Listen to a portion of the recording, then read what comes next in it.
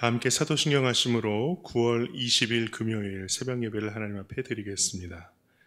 전능하사 천지를 만드신 하나님 아버지를 내가 믿사오며 그 외아들 우리 주 예수 그리스도를 믿사오니 이는 성령으로 잉태하사 동정녀 마리아에게 나시고 본디오 빌라도에게 고난을 받으사 십자가에 못 박혀 죽으시고 장사한 지 사흘 만에 죽은 자 가운데서 다시 살아나시며 하늘에 오르사 전능하신 하나님 우편에 앉아 계시다가 저리로서 산 자와 죽은 자를 심판하러 오시리라. 성령을 믿사오며 거룩한 공회와 성도가 서로 교통하는 것과 죄를 사하여 주시는 것과 몸이 다시 사는 것과 영원히 사는 것을 믿사옵나이다. 아멘. 새 찬송가 585장, 통일 찬송가 384장입니다. 내 주는 강한 성이요. 새 찬송가 585장, 통일 찬송가 384장. 함께 찬양 드리겠습니다. 내 주는 강한 성이요 방패와 병기 되시니 길 환난에서 우리를 구하여 내시리로다. 옛 원수 마귀는 이때도 힘을 써 모략과 권세로 무기를 삼으니 천하에 누가 당하랴. 내 힘만 의지할 때는 패할 수밖에 없도다. 힘 있는 장수 나와서 날 대신하여 싸우네. 이 장수 누군가? 주 예수 그리스도 만군의 주로다. 당할 자 누구랴? 반드시 이기리로다. 이 땅에 마귀 들끓어 우리를 삼키려 하나. 겁내지 말고 섰거라. 진리로 이기리로다. 친척과 재물과 명예와 생명을 다 빼앗긴데도 진리는 살아서 그 나라 영원하리라. 아멘. 아멘. 오늘의 말씀은 아모스 5장부터 9장까지의 말씀입니다. 먼저 아모스 5장 18절부터 24절까지 한 절씩 교독하겠습니다. 로마서 5장 18절부터 24절까지 한 절씩 교독하겠습니다. 제가 먼저 읽겠습니다. 화 있을진저 여호와의 날을 사모하는 자여, 너희가 어찌하여 여호와의 날을 사모하느냐?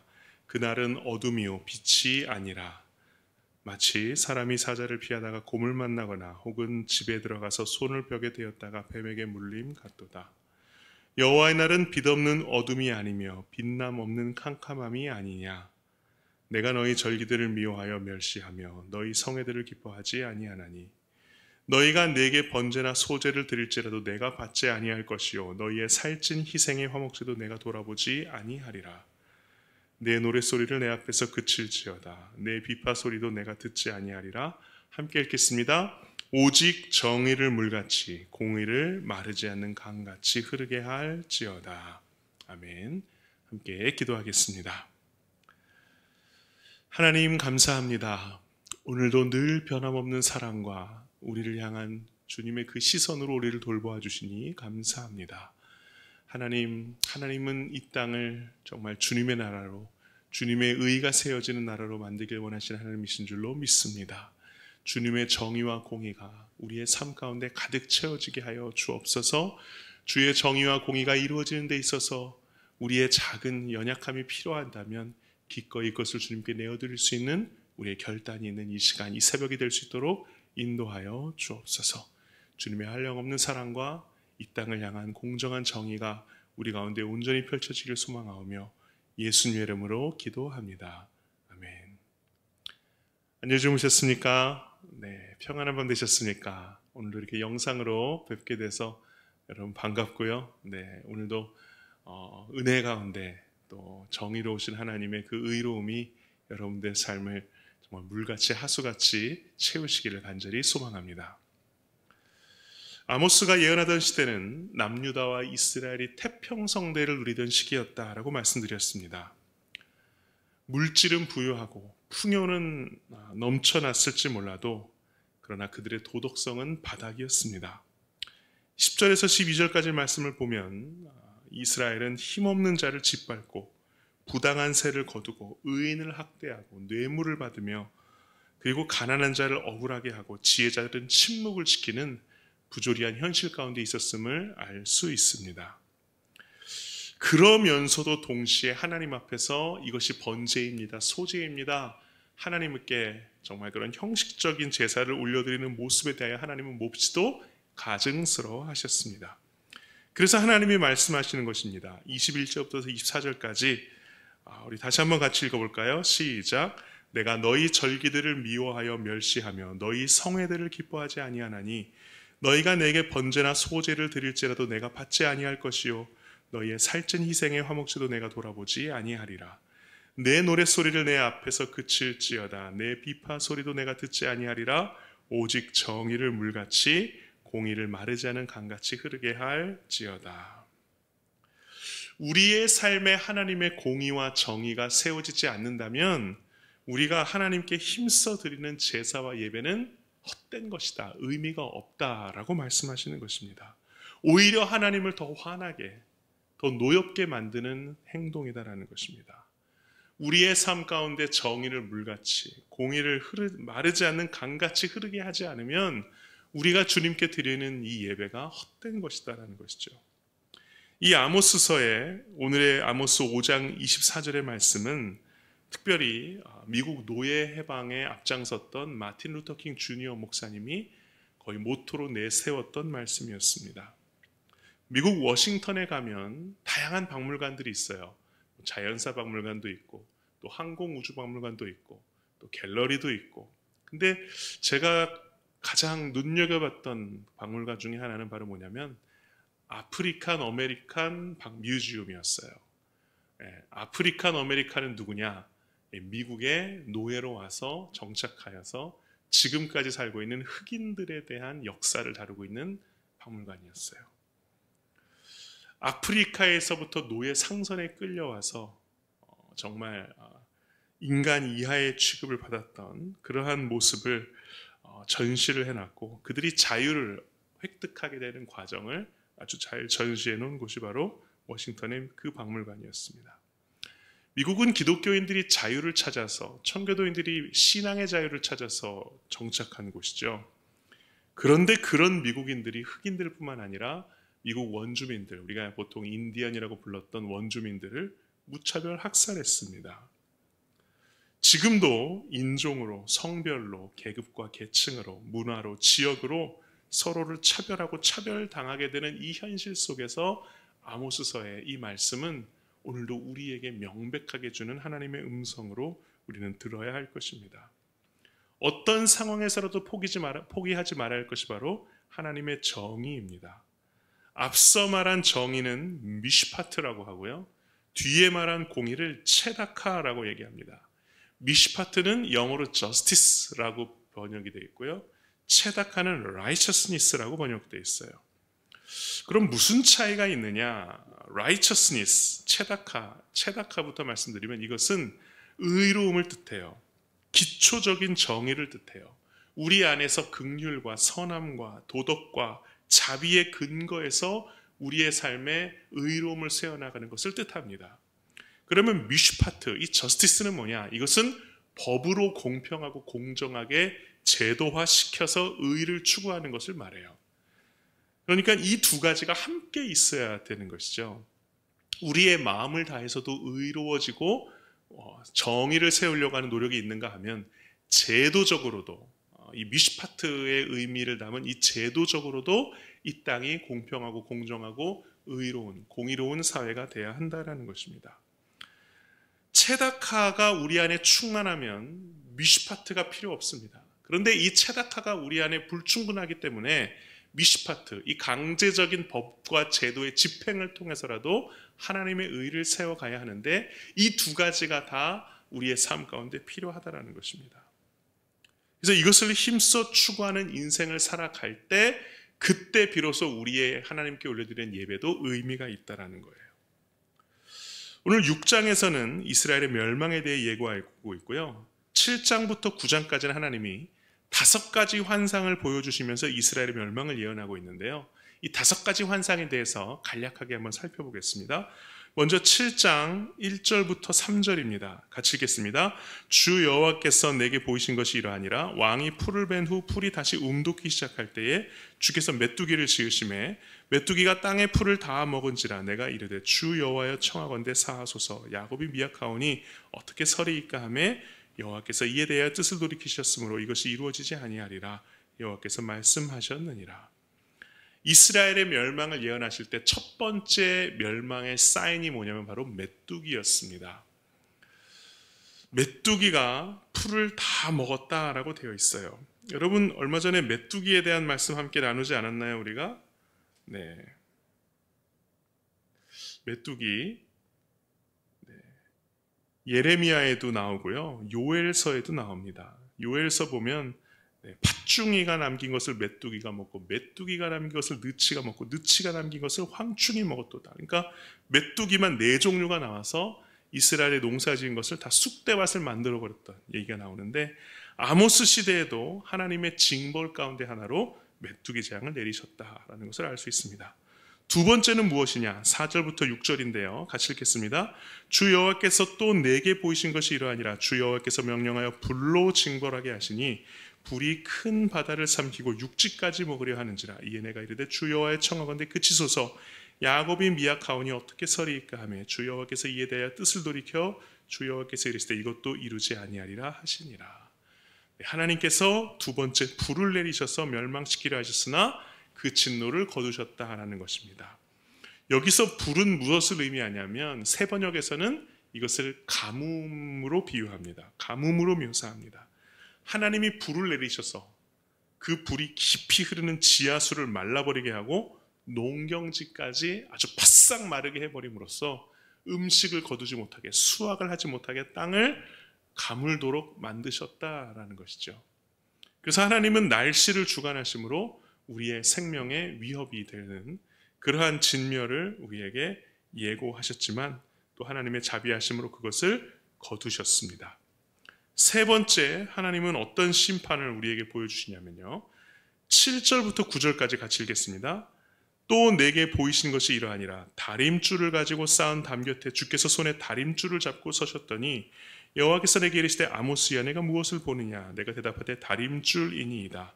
주께서 이르시되 내가 다림줄을 내 백성 이스라엘 가운데 두고 다시는 용서하지 아니하리니 이삭의 산당들이 황폐되며 이스라엘의 성소들이 파괴될 것이라.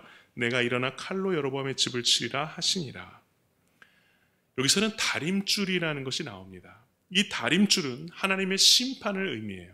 다림줄이 뭐냐면 성벽을 지을 때 어떤 건축물을 지을 때 어느 정도 쌓아 올리고 난 다음에 꼭대기에서 줄을 단 실을 쭉 내려뜨립니다. 그럼 그 실이 팽팽하게 일자가 될 거 아니에요? 그러면 자신들이 쌓아 올린 이 성벽 또 이 건축물이 이 줄을 늘어뜨린 이 실과 평행을 이루어야 됩니다. 그래야 견고하게 나중에 무너지지 않아요. 근데 만약에 이 줄을 내어뜨린 이 다림줄과 이 평행이 맞지 않고 삐뚤빼뚤해요? 그럼 어떻게 해야 될까요? 네, 무너뜨려야 됩니다. 부서뜨려야 됩니다. 왜? 지금 부서뜨리지 않으면 나중에 그것을 이용하는 사람들의 목숨까지도 다 앗아가 버릴 수 있기 때문에. 그래서 하나님은 하나님의 진리와 하나님의 공의와 정의의 다림줄을 내리세요. 그리고 그것의 기준에서 봤을 때 이것과 어긋나 있는 사람들을, 어긋나 있는 유다와 이스라엘 백성들을 가차없이 멸망시키겠다, 무너뜨리시겠다라고 말씀하시는 거예요. 그래서 다림줄에 대한 메시지는 굉장히 강력한 선포입니다. 무서운 선포예요. 두렵고 떨면서 들어야 할 메시지였던 것이죠. 그것을 아모스를 통해서 하나님께서 말씀해주고 계신 것입니다. 8장 1절부터 3절까지 8장 1절부터 3절까지 이어서 또 하나님께서 보여주시는 심판의 상징이 나오는데요. 같이 읽겠습니다. 주 여호와께서 내게 이와 같이 보이셨느니라. 보라, 여름 과일 한 광주리이니라. 그가 말씀하시되 아모스야, 내가 무엇을 보느냐? 내가 이르되 여름 과일 한 광주리니이다 하매, 여호와께서 내게 이르시되 내 백성 이스라엘의 끝이 이르렀은즉 내가 다시는 그를 용서하지 아니하리니 그날의 궁전의 노래가 애곡으로 변할 것이며 곳곳에 시체가 많아서 사람이 잠잠히 그 시체를 내어 버리리라. 주 여호와의 말씀이니라. 심판의 메시지인데 여름 과일 한 광주리가 등장합니다. 잠깐 쉬어가는 타이밍인가 보다. 하나님이 뭔가 중간에 에피타이저, 간식을 좀 내어주시는 거 아닌가? 천만의 말씀입니다. 이 또한 하나님의 심판에 대한 아주 강력한 메시지예요. 이 8장에서는 여름 과일 한 광주리가 나오는데요. 여기서 과일이 히브리어로 카이츠라고 하는 것을 번역한 것입니다. 과일로. 그런데 이 카이츠라는 단어와 비슷한 게 뭐냐면 캐츠예요. 근데 이 캐츠는 무슨 뜻이냐? 종결, 끝을 의미합니다. 그러니까 하나님이 아모스에게 카이츠, 이 과일을 보여주신 것은 너희들에게 캐츠, 끝이 가까워왔다라는 것을 보여주시는 거예요. 세 번역으로 제가 다시 한번 읽어드리면 2절 말씀, 3절 말씀 읽어드리겠습니다. 주님께서 물으신다. 아모스야, 내가 무엇을 보느냐? 내가 대답하였다. 여름 과일 한 광주리입니다. 주님께서 나에게 말씀하신다. 나의 백성 이스라엘이 끝장났다. 내가 이스라엘을 다시는 용서하지 않겠다. 그날이 오면 궁궐에서 부르는 노래가 통곡으로 바뀔 것이다. 주 하나님이 하시는 말씀이다. 수많은 시체가 온 땅에 널리고 아무 소리도 들리지 않을 것이다. 즉 여름 과일 한 광주리를 통해서 멸망이 얼마 남지 않았음을 하나님께서 보여주고 계십니다. 그럼에도 불구하고 이스라엘 백성들은 지금 어떤 상태냐? 8장 4절부터 6절까지 제가 세 번역으로 읽어드리면 이렇습니다. 빈궁한 사람들을 짓밟고 이 땅에 가난한 사람을 망하게 하는 자들아, 이 말을 들어라. 기껏 한다는 말이 초하루 축제가 언제 지나서 우리가 곡식을 팔 수 있을까? 안식일이 언제 지나서 우리가 밀을 낼 수 있을까? 되는 줄이고 추는 들이면서 가짜 저울로 속이자. 헐값에 가난한 사람들을 사고 신 한 켤레 값으로 빈궁한 사람들을 사자. 찌꺼기 밀까지도 팔아먹자 하는구나. 지금 하나님의 진노의 심판이 코앞인데 다림줄을 늘어뜨리셨고, 그리고 여름 과일 한 광주리를 통해서 멸망을 얘기하고 계신데, 지금 이스라엘 사람들은 회개하거나 뉘우치기는커녕 뭘 하고 있어요? 어떻게든 빈궁한 사람들은 어떻게 더 짓밟을까? 어떻게 조금이라도 다른 사람들 주머니에 있는 돈을 몰래 속여서라도 빼앗을까? 어떻게 하면 속여서 곡식 담는 걸 되라고 하잖아요. 이 되는 줄여버리고 추는 느리면서 몰래 가짜 추를 써서 더 원래의 어떤 양보다, 정량보다 더 적게 팔아치울 수 있을까? 어떻게 하면 신 한 켤레 값으로 노예를 한 명 더 만들 수 있을까? 이런 고민들이나 하고 있는 것에 대해서 하나님께서 정말 가슴을 찢으실 정도로 아파하시고 계시더라라는 거예요. 이 상황에 대해서 누구도 통탄하지 않는데 하나님만이 아파하고 계십니다. 그래서 그것을 아모스를 통해서 그 답답한 가슴을 터뜨리시는 거예요. 9장 1절부터 4절까지 이에 대한 하나님의 반응, 응답이신데요. 9장 1절부터 4절 한 절씩 교독하겠습니다. 제가 먼저 읽겠습니다. 내가 보니 주께서 제단 곁에 서서 이르시되 기둥머리를 쳐서 문지방이 움직이게 하며 그곳으로 부서져서 무리의 머리에 떨어지게 하라. 내가 그 남은 자를 칼로 죽이리니 그 중에서 한 사람도 도망하지 못하며 그 중에서 한 사람도 피하지 못하리라. 그들이 파고 스올로 들어갈지라도 내 손이 거기서 붙잡아낼 것이요 하늘로 올라갈지라도 내가 거기서 붙잡아내릴 것이며 갈멜산 꼭대기에 숨을지라도 내가 거기에서 찾아낼 것이며 내 눈을 피하여 바다 밑에 숨을지라도 내가 거기에서 뱀을 명령하여 물게 할 것이요 그 원수 앞에 사로잡혀 갈지라도 내가 거기에서 칼을 명령하여 죽이게 할 것이라. 내가 그들에게 주목하여 화를 내리고 복을 내리지 아니하리라 하시니라. 네, 하나님의 노여움이 극에 달해서 이제 그것이 이제 이 이스라엘에 대한 멸망으로 드러나게 될 것입니다. 그럼에도 불구하고 마지막으로 하나님께서는 멸망, 부정적인 메시지로 끝내지 않으세요. 소망을 주시면서 끝내십니다. 마지막으로 아모스 9장 14절 15절 같이 읽겠습니다. 내가 내 백성 이스라엘이 사로잡힌 것을 돌이키리니 그들이 황폐한 성읍을 건축하여 거주하며 포도원들을 가꾸고 그 포도주를 마시며 과원들을 만들고 그 열매를 먹으리라. 내가 그들을 그들의 땅에 심으리니 그들이 내가 준 땅에서 다시 뽑히지 아니하리라. 내 하나님 여호와의 말씀이니라. 아멘. 하나님이 뭐라고 말씀하십니까? 내가 내 백성 이스라엘이 사로잡힌 것을 돌이키겠다. 포로로 끌려간 이스라엘 백성들 돌이키겠다. 그리고 그들이 황폐한 성읍을 건축하여 거주하며 포도원들을 가꾸고 포도주를 마시게 하겠다. 그러니까 이 황폐한 땅에 다시금 성읍을 세우고 다시금 포도원을 만들어서 그 포도원에서 난 포도, 그 과실로 열매를 먹게 하겠다라고 하나님께서 이스라엘과 새 언약을 약속하고 계십니다. 새 나라, 새 민족을 직접 일구시리라 하나님께서 약속하시는 것이죠. 그렇습니다. 하나님이 우리를 직접 회복하실 분이십니다. 우리는 단지 토기장이의 손에 있는 진흙에 불과한 존재입니다.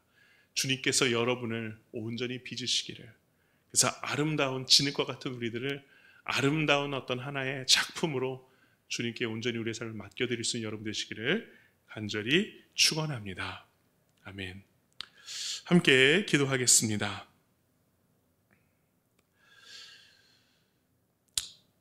하나님 아버지, 내 삶 가운데 주님의 정의와 공의가 흘러넘쳐야 하겠습니다. 주님, 체다카로서의 공의, 우리의 삶 가운데 정말 의로움과 선함과 자비와 긍휼의 마음으로 내 삶에 의로움이 넘쳐날 수 있도록 인도하여 주옵소서. 또 미시파트로서의 정의, 그 미시파트가 우리의 삶 가운데 정말 제도적으로 법률적으로도 온전히 그것이 내 삶에 펼쳐질 수 있도록 우리가 함께 힘을 모을 수 있는 주의 백성들 될 수 있도록 인도하여 주옵소서. 우리의 삶 가운데 공의와 정의가 없으면 주님께 올려드리는 제사가 무슨 의미가 있냐 말씀하신 그 하나님의 말씀을 나에게 주시는 음성으로 듣습니다.